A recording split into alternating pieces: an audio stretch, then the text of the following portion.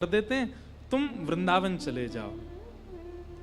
और वृंदावन में हमारे सेवक, हमारे परम शिष्य रूप सनातन गोस्वामी अभी हैं। उनके पास जाकर के तुम उनके चरणाश्रित हो जाओ, उनके सेवक बन जाओ।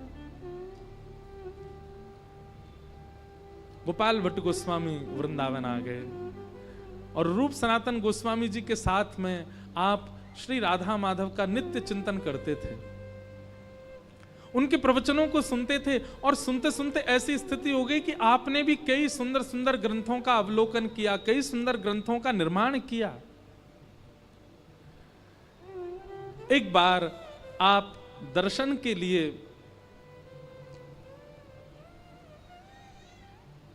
नेपाल गए और नेपाल में गंडकी नदी का जो प्रारंभ होता है दामोदर कुंड, वहीं पर ही शालिग्राम भगवान प्राप्त होते हैं। आपने जाकर के मनोवांछित इच्छा से अपनी सेवा का स्वरूप मांगा और श्री शालिग्राम भगवान आपको प्राप्त हुए।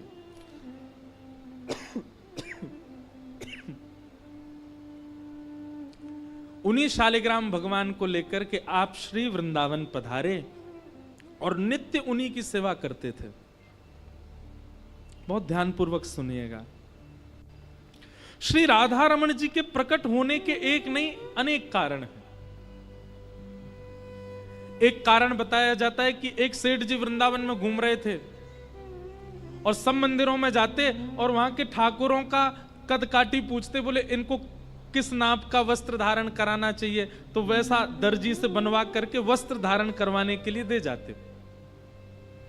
सब मंदिरों में भ्रमण करते करते आप जब श्री गोपाल भट्ट जी के पास पहुंचे तो आपने जाकर के निवेदन किया, महाराज यहां जितने भी ठाकुर हैं हम सबकी पोशाक बनवा रहे हैं, आप भी अपने ठाकुर जी का स्वरूप बता दीजिए तो हम उनकी पोशाक बनवाएं। अब ये सुनकर के गोपाल भट्ट गोस्वामी जी के तो नेत्र बंद होगा। अब मैं क्या बोलूं, हमारे तो शालिग्राम ठाकुर जी हैं, वो पोशाक ही नहीं पहनते।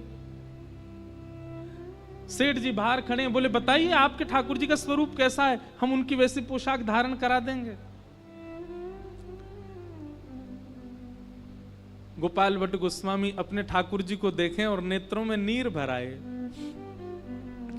और प्रार्थना करने लगे, नाथ याचक तो आया है देने के लिए वस्त्र, लेकिन मैं कैसे बताऊं मेरे ठाकुर की कमर ही नहीं है, मैं कैसे कहूं मेरे ठाकुर की भुजा ही नहीं है, मैं कैसे कहूं मेरे ठाकुर का वक्ष ही नहीं है, मेरे ठाकुर जी के चरण ही नहीं है, हैं तो सब पर मैं धारण कैसे कराऊं नाथ आपको। सेठ जी से कहा, भैया आप कहीं और ही चले जाओ, हमारे ठाकुर जी को आवश्यकता नहीं है। सेठ जी बोले नहीं नहीं आप बताइए ना, आप संकोच मत करिए, जैसे भी ठाकुर मैं बना के दूंगा। गोपाल भट्ट गोस्वामी बोले हम तुमसे कह रहे हैं ना कि हमें आवश्यकता नहीं, चले जाओ।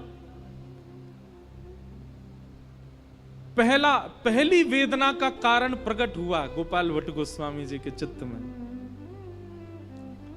और नित्य अपने ठाकुर जी की सेवा करते करते कहते, नाथ सब श्रृंगार करते मुझे अधिकार नहीं है, क्यों?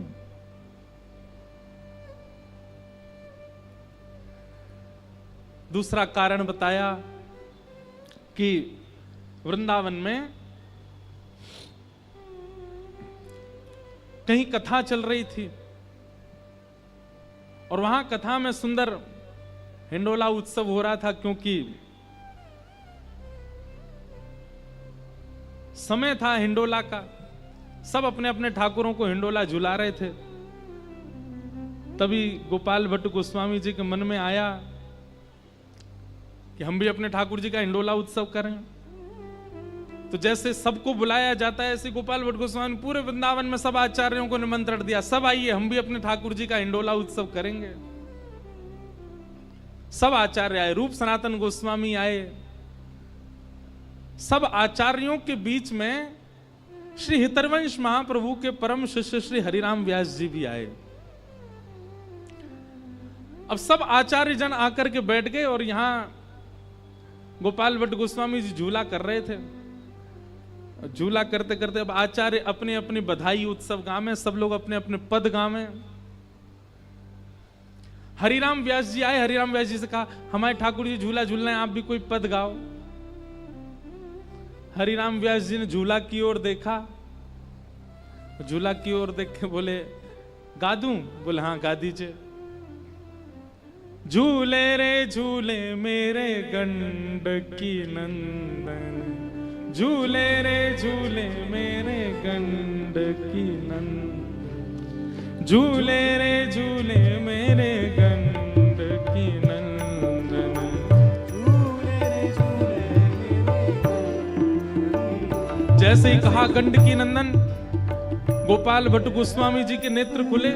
बोले ये क्या बोल रहे? इन्होंने यशोदा नंदन नहीं कहा, इन्होंने देवकी नंदन नहीं कहा, इन्होंने नंद नंदन नहीं कहा, क्या कह रहे हैं? गंडकी नंदन। गंडकी नदी से प्रकट होते शालिग्राम। झूले रे झूले मेरे गंडकी नंदन, झूले रे झूले।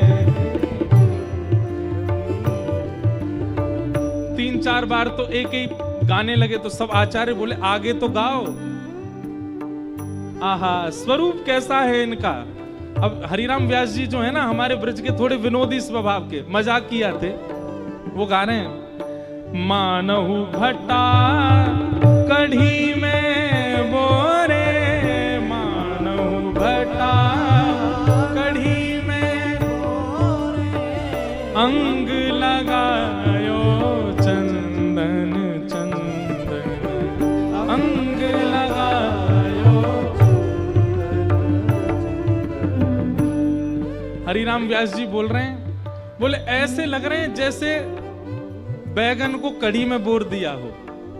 तो कढ़ी में बैगन बोर दो तो उसके जहां से बोरा गया है वहां कढ़ी लग जाती तो पीरो पीरो लग जाए। इनके शालिग्राम भगवान के ऊपर चंदन बिल्कुल ऐसा ही लग रहा है जैसे मानो कोई बैगन के ऊपर कढ़ी डाल दी हो। अब ये सुन करके तो गोपाल भट्ट गोस्वामी जी को और बुरा लगा। बोले ऐसे क्यों बोल रहे हैं भाई, सबको अपने ठाकुर प्रिय हैं। आचार्यों ने कहा और गाओ और गाओ। आगे कह रहे हैं हाथ ना पाए नैन नहीं नाशा, हाथ ना पाए नैन नहीं नाशा, ध्यान करत कछु होत आनंदन, ध्यान करत कछु। झूले रे झूले मेरे गंडकी नंदन, झूले रे झूले मेरे। इनकी आंख नहीं है, नाक भी नहीं है, हाथ भी नहीं है, पैर भी नहीं है, कान भी नहीं है। नेत्र बंद करके प्रयास तो कर रहा हूं कि कुछ ध्यान में आ जाए, पर कुछ आ नहीं रहा है मेरे। गोपाल भट्ट गोस्वामी जी विरह आतुर हो गए, नेत्रों से अश्रुपात गिर रहा है।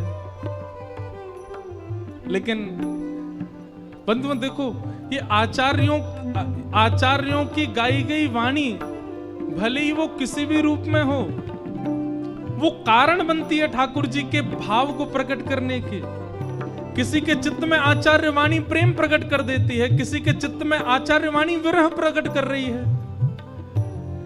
हम आप होते तो हम तो गुस्सा हो जाते, पर गोपाल भट्ट गोस्वामी केवल विरह भाव आतुर होते जा रहे हैं और अपने तिरछी नजर से ठाकुर जी को देखते जा रहे हैं। शालिग्राम भगवान को देख के सोच रहे हैं और करवा लो आप, और विरह दे लो मुझको आप। ये सब आचार्यों की गलती नहीं, आप ही करवा रहे हो। हरिराम व्यास जी कहते हैं जालंधर और वृंदावल्लभ, जालंधर और गावे व्यास कहाँ कहीं छंदन, गावे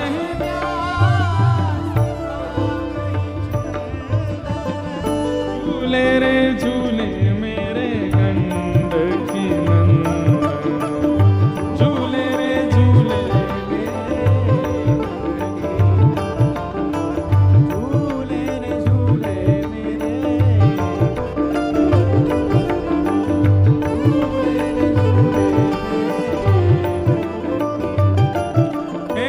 झूले रे झूले मेरे गंडकी नंदन।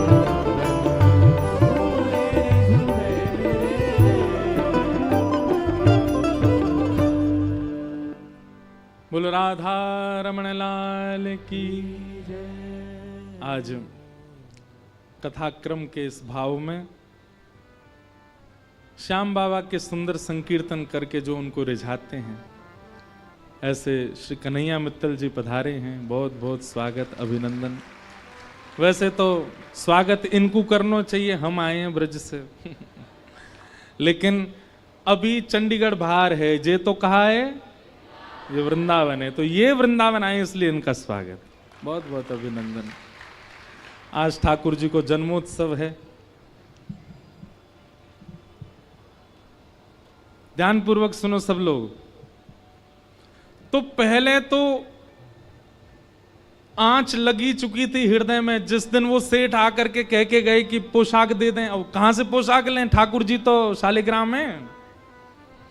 और दूसरी कसर पूरी कर दी आज हरिराम व्यास जी ने। हरिराम व्यास जी ने तो महाराज ऐसो पद गायो, झूले रे झूले मेरे गंड की नंदन, मानो भटा कढ़ी में बोरे, अंग लगायो चंदन, झूले रे झूले मेरे गंड की नंदन। और ऐसो कह करके बोलो गंड की नंदन भगवान की जय कह करके हरिराम व्यास जी चले गए वहां से और विरह वेदना में छोड़ गए श्री गोपाल भट्ट गोस्वामी को। रोज प्रार्थना करते हैं अपने ठाकुर से, रोज निवेदन करते हैं, नाथ यह भाव कब पूर्ण हो। और तीसरा प्रसंग आता है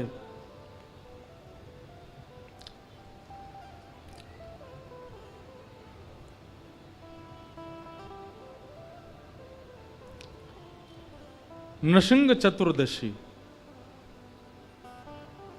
बहुत ध्यानपूर्वक सुनिएगा।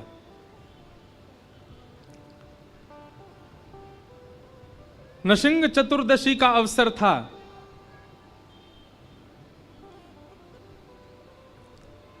और तभी गोपाल भट्ट गोस्वामी जी श्रीमद् भागवत में नृसिंह भगवान के प्रादुर्भाव की कथा सुन रहे थे। योऽन्तः प्रविश्य मम वाचमिमां प्रसुप्तां संजीवयत्यखिल शक्तिधरस्वधाम्ना। नाथ,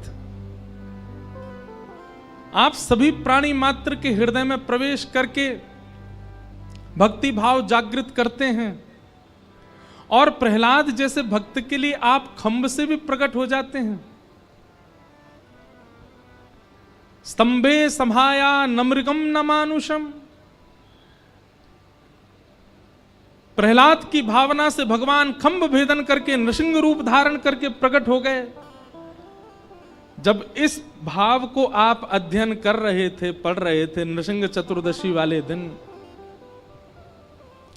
गोपाल भट्ट गोस्वामी जी तो ऐसे विरह आतुर हो गए, बोले कि आप ऐसा नहीं है कि आप प्रकट नहीं हो सकते, आप हुए हैं प्रकट, आप खंभ से प्रकट हुए हैं प्रहलाद के लिए। प्रहलाद के लिए खंभ से प्रकट हो सकते हैं, नाथ तो मेरे लिए शालिग्राम से क्यों नहीं हो सकते? मैं आपकी सेवा में कहां कमी चूक कर रहा हूं? एक बात याद रखिएगा बंधुओं, ठाकुर जी की प्राप्ति में उत्कंठा विशेष होती है। आप उत्कंठित कितने हो उनको प्राप्त करने के लिए। जैसे पानी की महिमा कौन बताता है? प्यास। भूख की महिमा कौन बताता है?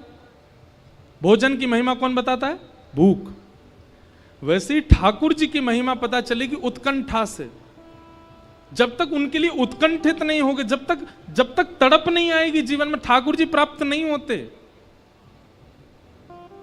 हम लोग नाच लेते हैं, गा लेते हैं, कथा सुन लेते हैं, थोड़ा बहुत भाव मन में आ जाता है, बस उसी से ही हम लोग संतुष्ट हो जाते हैं। इस मात्र से ठाकुर जी प्राप्त नहीं होने वाले। उत्कंठित नहीं हुआ, विरह व्याकुल नहीं हुआ, तब तक ठाकुर जी नहीं मिलेंगे। गोपाल भट्ट गोस्वामी जी को पहले तो वो सेठ जी ऐसा करके चले गए, फिर हरिराम व्यास जी के पद से उनका मन बड़ा क्षुभित हो गया। और तीसरी स्थिति आई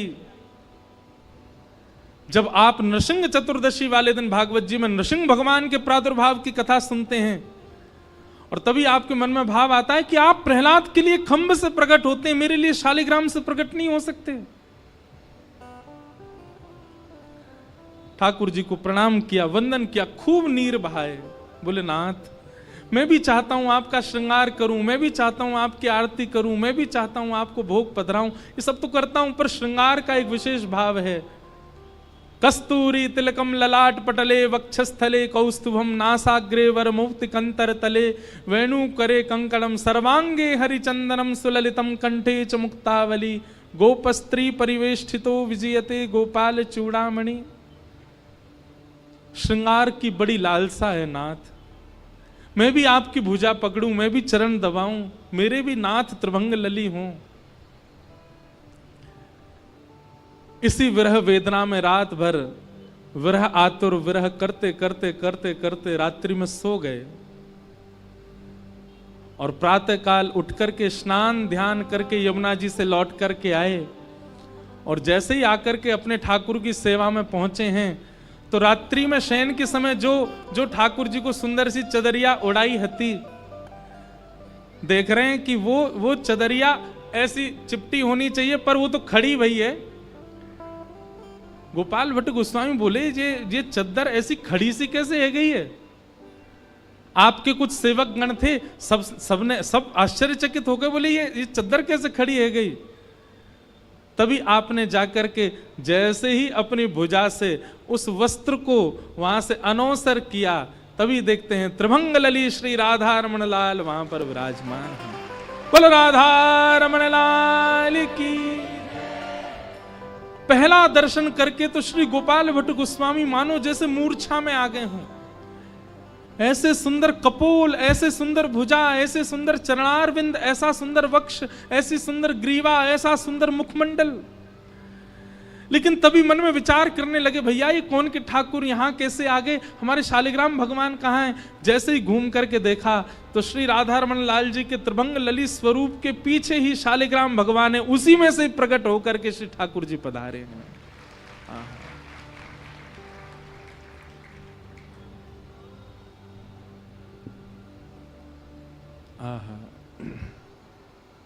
श्री राधा रमण लाल प्रकट भय हैं।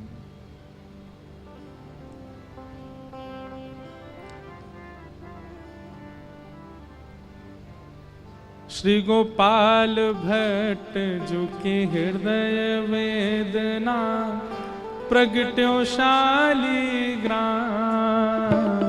श्री गोपाल भट्ट